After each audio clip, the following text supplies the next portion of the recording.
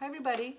So in this piece here, I have more of a cylindrical base where it's a right angle at the bottom and it's flat. I did not leave very much clay. Sometimes when I throw cups, I don't actually trim a foot out in the center, but I just leave it flat and I only trim the outside edge. So this is something that you'll have to decide based on your piece generally.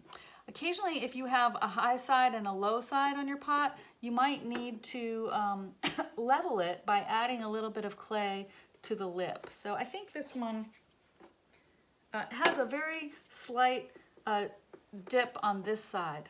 All right, and sometimes I'll add a little bit of clay. I have to make sure it's not too wet, but I just add a slight coil on one side, and then I kind of try to center it here again. So I push down on the clay, and I want this to be flat here, so I want to make sure that it's touching all the way around, and it is. So I've leveled it now, and that's okay. All right, and then I'm just going to hold this tool around the base. All right, it's not touching all the way around, it's just touching part of it.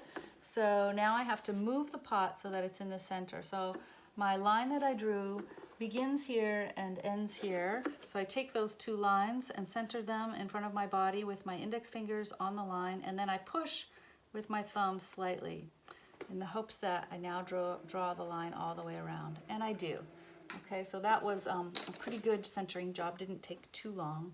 Now I'm going to add a little bit of clay to hold the pot onto the wheel head. I use 2 coils and I push straight down. Actually, they're kind of long coils, so I almost could go all the way around this pot.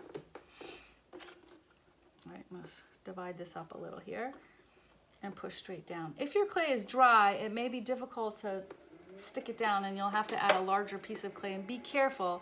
I often will hold my finger in the center here so as to keep it from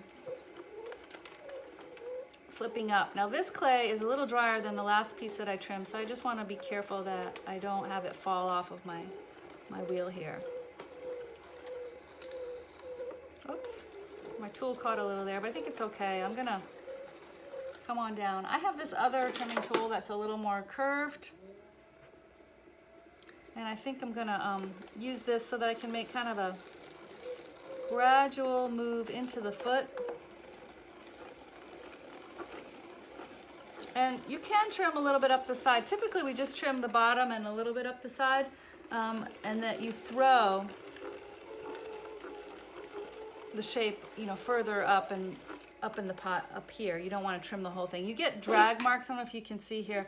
There are some drag marks where the grog, which is a little drier now, is pulling across the clay and making some kind of rough lines there.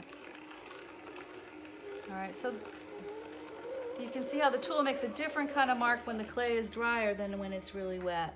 All right, so I think that that's a narrow enough foot, and now I'm going to carve out here a little bit. And sometimes I just, because I don't have a lot to carve, I might just want to indent it a little bit here just to take a tiny bit of the weight off and make sure that it's going to seat well, because I don't want it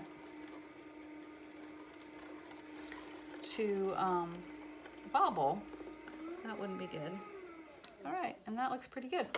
I'll take it off and show it to you.